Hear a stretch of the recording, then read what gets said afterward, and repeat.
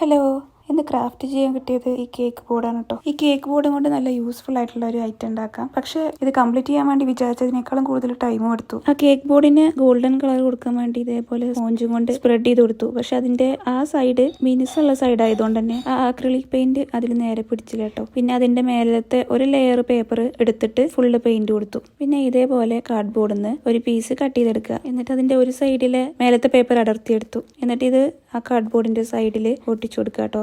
Wooden sticks ഈ വലുപ്പത്തിൽ cut ചെയ്തെടുത്തിട്ടുണ്ട്. എന്നിട്ട് ഒന്നിടവിട്ടിട്ട് ആ കാർഡ് ബോർഡിന്റെ ആ ഹോളിലേക്ക് ഇതിങ്ങനെ ഇറക്കി കൊടുക്കുക. അങ്ങനെ ഫുള്ള് കംപ്ലീറ്റ് ചെയ്തതിനു ശേഷം താഴത്തെ പോലെ തന്നെ 1 സെന്റിമീറ്റർ വീതിയിൽ കാർഡ് ബോർഡ് പീസ് കട്ട് ചെയ്തെടുത്തിട്ട് ഇതേപോലെ ആ സ്റ്റിക്സ് ആ കാർഡ് ബോർഡിക്കും ഇറക്കി കൊടുക്കുക. ഇങ്ങനെ ചെയ്യുമ്പോൾ ടൈം നല്ലപോലെ പോകട്ടോ. പിന്നെയാണ് എനിക്ക് മനസ്സിലായത് ഞാൻ അടിയത്തെ സ്റ്റിക്സ് ഒട്ടിച്ചു കൊടുത്തിരുന്നു. അതിന് പകരം അത് ഒട്ടിച്ചു കൊടുക്കാതെ ഇതേപോലെ ആ മേലത്തെ കാർഡ് ബോർഡിന്റെ പീസ് വെച്ചിട്ട് ഇങ്ങനെ ഇറക്കി കൊടുക്കുക.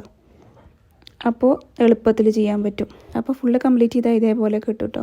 എന്നിട്ട് മേലത്തെ കാർഡ് ബോർഡിന്റെ ലെയറും താഴത്തേനും ഗോൾഡൻ കളർ പെയിന്റ് അടിച്ചു കൊടുക്കുന്നുണ്ട്. അപ്പോൾ നമ്മൾ ഈ ടേബിൾ ഡെക്കോറൊക്കെ ആയിട്ട് വെക്കാൻ പറ്റിയ ബ്യൂട്ടിഫുൾ ആയിട്ടുള്ള ഒരു ട്രേ റെഡി ആയിട്ടുണ്ട് കേട്ടോ. ഇന്നത്തെ ക്രാഫ്റ്റ് എങ്ങനെയുണ്ടെന്ന് കമന്റ് ചെയ്യാം കേട്ടോ. പിന്നെ വീഡിയോ ഇഷ്ടമായാൽ ലൈക്ക് ചെയ്യുക, സബ്സ്ക്രൈബ് ചെയ്യുക.